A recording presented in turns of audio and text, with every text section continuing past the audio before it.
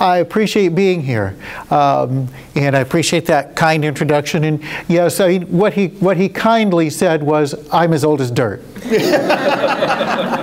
I've been around a long time, and I've been a respiratory therapist now since 1974. So I'm, yes. Have you beat, Judy? I started in 1974. I started working in 1974. Okay. Oh, whoa, we're together. Very good. When we exhale too, right? Yes. Yeah. Yes, yes, yes. We used to call it inhalation therapy. Yes, Yep. That's correct. And even that long ago, I finished my BS degree in respiratory therapy in 1979. So I did that a long time ago, and I'm very glad that I did that. So I'm here to present to your organization our Centers of Excellence Award. To achieve that is a significant endeavor. It has meant a lot of work on your part. It has meant teamwork, because there are several requirements to becoming a Center of Excellence. Of course, you need to use the Muir valve, and you need to use it for your ventilated individuals.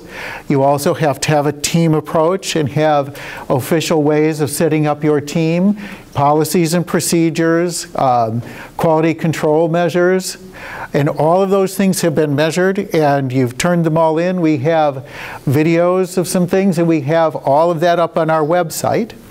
So you are today being recognized for all of the hard work that your whole team has put in to becoming a Center of Excellence.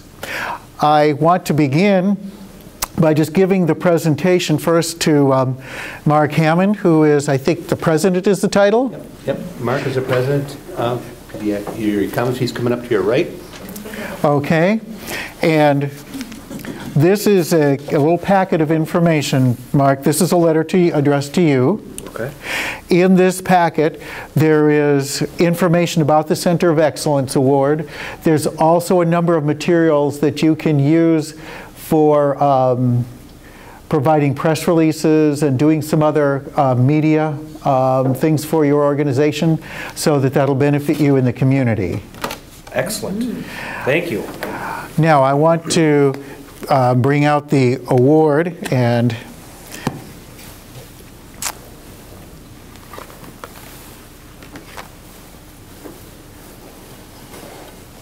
this is the actual award that you will keep. And you can put this somewhere prominent. I think it's an attractive award. Sure. And I think it has some wording on it. And Mark, you may want to read that. Yes, absolutely. Pediatric Home Service, Center of Excellence for outstanding teamwork, education, and utilization of Muir valve in providing tracheostomized and mechanically ventilated patients a step towards independence and enchanted quality of life, or an enhanced quality of life. Enchanted too. So I think that says just about all that the award really means. Providing communication and an increased level of just human quality of life is a significant thing, and I think it's a thing that is often not appreciated, or certainly underappreciated, and particularly among kids. Starting with kids that are very young, you have issues that have to do with speech development and the potential of learning delays without the ability to communicate. And the work that you have done has restored that real quality of life to the kids that you work for. And I think that's a significant thing that you have done. And I think this recognition comes very honestly, and I think it's quite an honor for your company. And it's a lot of hard work that you put into it. And we appreciate very much the work that you have put into it. And we hope to have a continued relationship with you. We're here to offer education whenever you need it. We'll be whatever support we can be. We also can provide some guidance for research and the like if there's anything you want to do in that way. So we're here for your support. And I appreciate your becoming a Center of Excellence and the work that you put into it. And thank you, Mark. Thank you very much. That's good. Okay. Real quick, participated in an online or a webinar with the people at Passy Muir. We were linked together with about 8 or 9 different centers and exchanging ideas on what works, what doesn't work, and some of the things they want to do in the future. One of them is they're going to be hosting somebody, I believe, from Tokyo, or was it Taiwan? Oh, from Australia. Australia too. I want to go to Australia. I'll go to Australia first. But so they're not just doing it here in the States. They're taking it other places, and they're having people come from other countries into the United States to see what is happening at some of the rehabilitation centers, some of the intensive care centers, what it means, what a speaking valve can do for your acute care patient as well as the extended care patient. So it's interesting. It always amazes me. I've been a respiratory therapist, as you know, for quite some time. But the Passy Muir valve is a pretty small little thing. It's really not very expensive. And we're a very small company. We are a privately held company, and it is still owned by Patricia Passy. But the impact that the valve has had on tracheostomized patients in general, and even on the delivery of mechanical ventilation, I think has far exceeded the cost of the valve and the size of the company. And the effect that it has on the lives of the people that you take care of, I think, is just remarkable. I'd like to tell you just briefly a little bit, in case you haven't heard just the story of how the valve came about. We're not going to spend a lot of time talking. I think that you've worked really hard, and we recognize that. But the Passy Muir valve is called the Passy Muir valve because of the 2 people who were involved in its original development. David Muir was 21 years old, had Duchenne's muscular dystrophy, and was attending the University of California at Irvine. He was using a powered wheelchair and was studying in engineering. At that point in his life, his muscular dystrophy became so significant that he was put on a ventilator. They trached him and then told him he'd never be able to talk again. Well, he had gone through a lot in his life up to that point and not recognized the limitations. And he decided not to recognize that limitation either. So he studied how the ventilator worked. He studied the vent circuits and how vent circuits work. And he looked at one-way valves.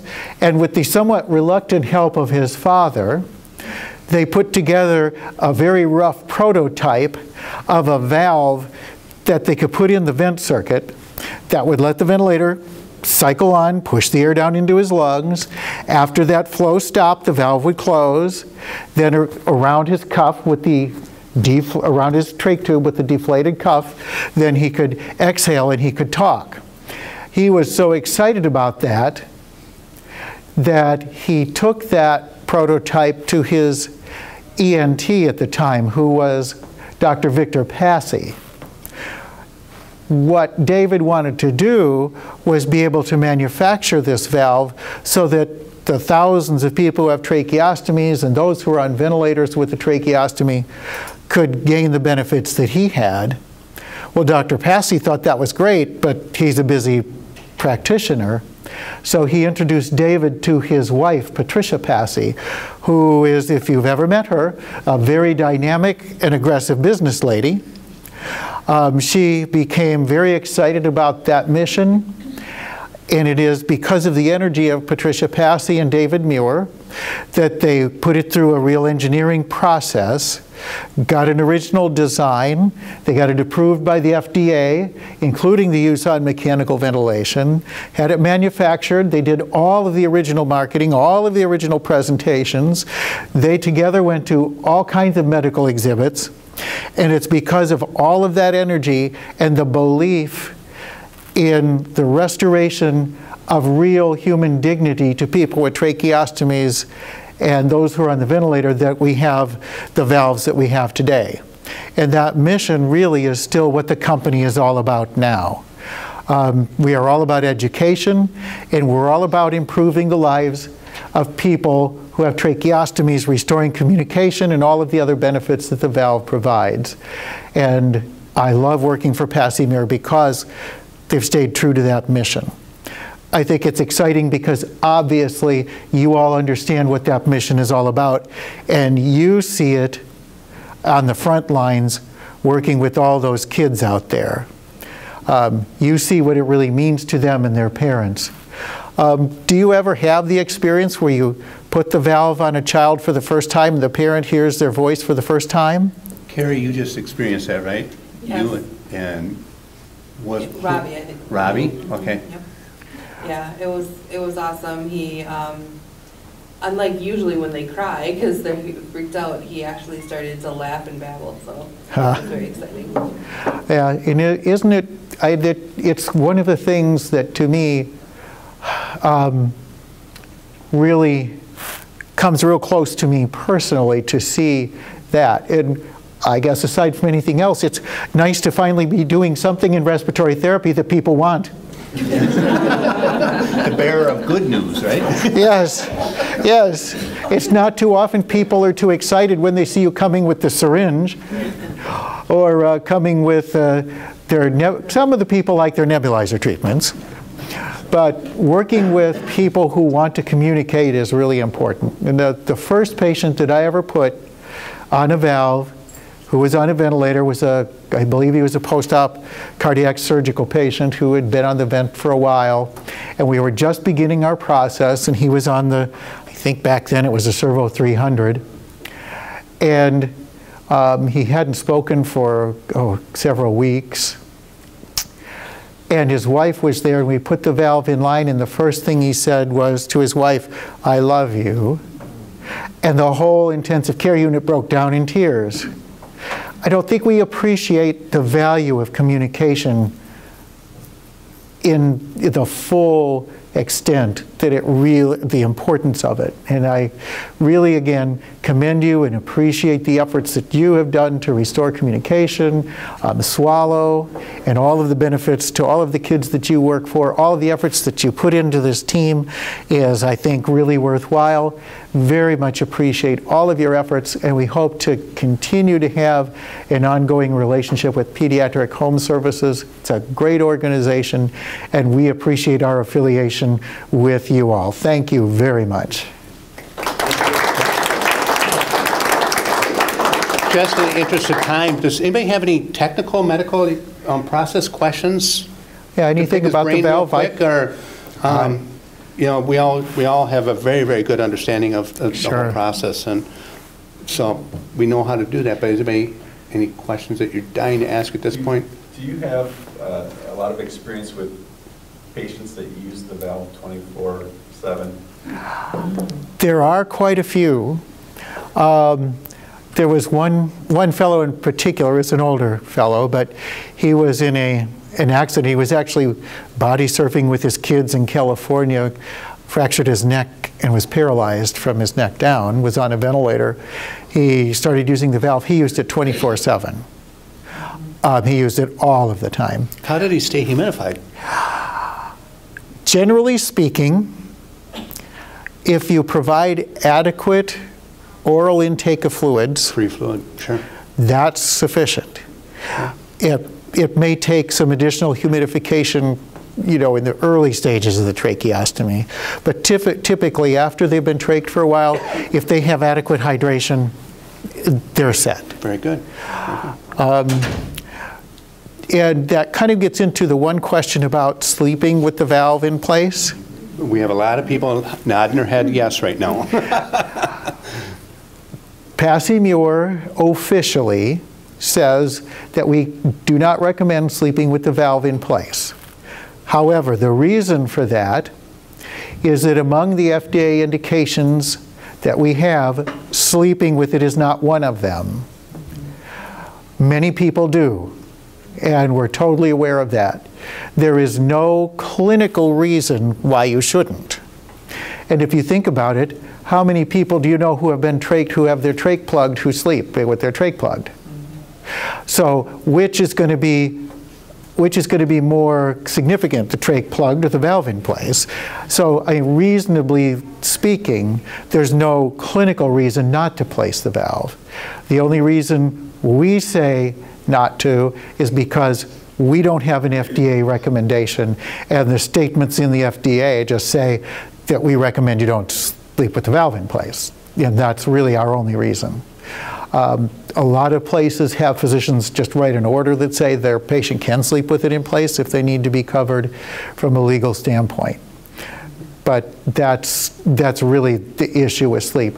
We have had one study done in Pennsylvania, but the people who did the study didn't publish it. They did a poster presentation at ASHA maybe, which is the speech and hearing meetings, but it's never been published. If somebody wants to do a study with patients sleeping with the valve, we're happy to provide valves and do what we can. We do not fund studies in general because we want those studies to be unrelated to the manufacturer. Makes sense. Yep, very good. Any other questions? Way back, Crystal? What about modifying the valve by drilling holes? I thought that might come up. That is a common practice with kids. Obviously, you know the reason for it. The Muir valve is a closed position, no leak valve. Once it closes, it's closed, and it's not going to let any air leak. That means if there's a restriction behind the valve that's causing limitations to airflow, it's going to increase the pressure behind the valve up to the trach and up, and it's going to mean that decreases the success of using the valve in those patients. And for a lot of kids, they need to either just grow a little bit and let their trach get a little bigger, or they need their trach tube downsized, or they have some kind of stenosis, or whatever it is that will clinically change. So, and this began really with the Dr. Cotton in Ohio. They started drilling 1 or 2 holes, depending on what they needed. That relieves some of that pressure. And so then they can use the valve and not create that pressure. Some facilities measure the transtracheal pressure, and some of them like to say that if it's 10 or above, then they're going to drill a hole. You know, again, we're aware that that is done. We don't really take a stand one way or the other on it. You need to know that by doing that, you alter the manufacturer's design. I don't know that that matters. Okay. That is a clinical decision. Is it better to alter the design and take away the closed position effect of the valve in order to use the valve, or is it better to wait until they can use the valve? That's a clinical judgment. And again, we don't really have a stand, just realize you're altering the manufacturer's design of the valve. Are there any plans in place to manufacture a valve with the hole already in place? We have actually had a physician come to us with a design that would allow you to adjust on the valve with some resistance and allow a little leak. At this point, the number of valves that it would take to support the cost of redesigning it, because it would have to be a specialty valve, Sure. outweighs what it would cost us to redesign it. Where the DeWalt drill with the proper size bit will do the same thing really cheap. So Yeah, so far we've not chosen to do that just because of the redesign and the cost that would take to do that.